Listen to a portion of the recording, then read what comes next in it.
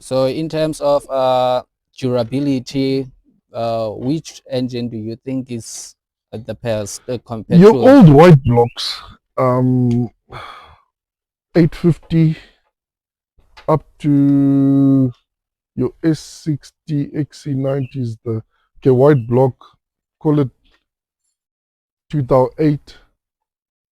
XC90s, yeah? whether XC90, your 2.4, your 2.3s is the most robust You because obviously they've got thicker cylinder walls. Then you get your 2.5s, the white blocks. I've seen that on the S40s because that was the time when Ford and Volvo were transitioning. yeah. Your S40 blocks tend to be the weaker of the white block series. Okay. Yeah, so you'll find an S60, for example, a 2.5 S60 overheats. When you strip it down, you find maybe it's just a cylinder head that needs to be done. All right. An S40 white block, when you strip it down, chances are the sleeves have pulled above deck. Okay. So you find that 9 times out of, in fact, we've gone into a stage where if an S40 overheats, we're quoting you for an engine overhaul. And Mm. that means the head and the block must both go into engineering. Okay. Yeah, but the S60s, a lot of times you do tear it down. I've come across maybe one or two where the sleeves pop up, All right. but most of the time, it's only on your S40 series. So I would say your white block series, that being the from the generation of the 850s all the way up to about 2008. In my books, they are the stronger ones.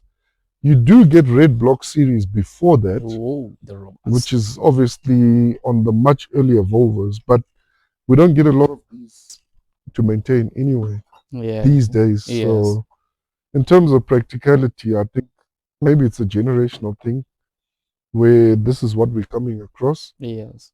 Yeah, I know that red block series was cast iron block. Yeah. There was hardly any aluminium on that engine. Yeah. So those things is like bulletproof, rock solid, and whatever. But Yeah. we on a day-to-day basis, you're not going to be getting a lot of red blocks these days. True. True. Yeah. Yeah. I agree.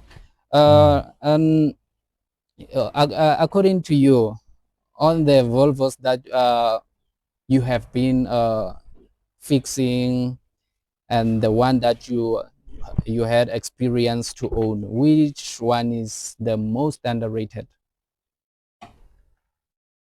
There's,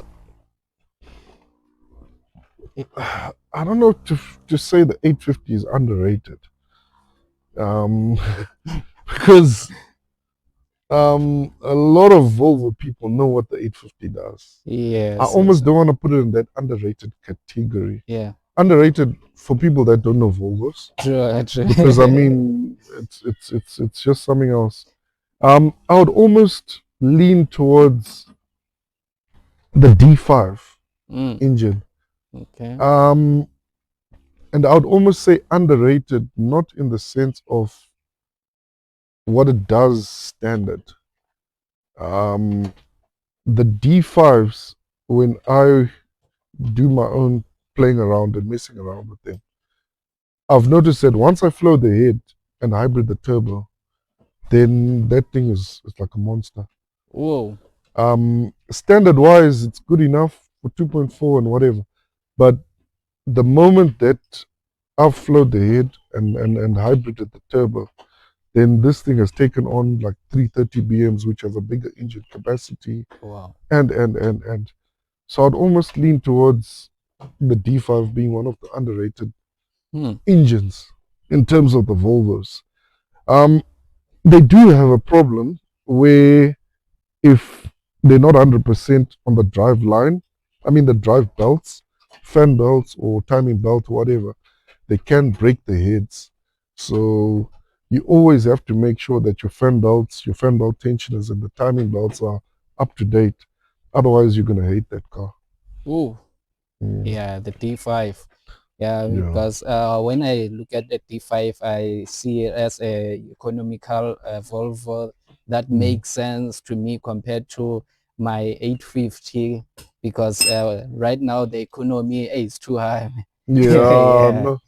it's one of those things. But yeah, I mean, diesel price is expensive as well. But obviously, diesel consumption is always going to be less than petrol. True, true. Yeah. So it's a matter of matching up what you need. I mean, nowadays, obviously, you've got your more economic ones like the D2. I also own a D2, which is a 1.6 Oh, diesel. I think that one does close to about 16.5 kilos per liter. whoa. So, and I mean, it's on software, it's on a stage one as well. So the performance Okay, is there, the okay. consumption is right. So it's very important that you find the application that you want. The D5s are also very good. And by the way, after you flow the head and stuff, you find the fuel economy also goes down. Whoa. So I almost think by design, because it's older engines, by design, they hadn't calculated properly, or maybe they did deliberate, I don't know. But by design, the flow is not 100%. And once you enhance that, your fuel consumption also goes down. Anyone knows also that obviously if you do software stage one, then your fuel consumption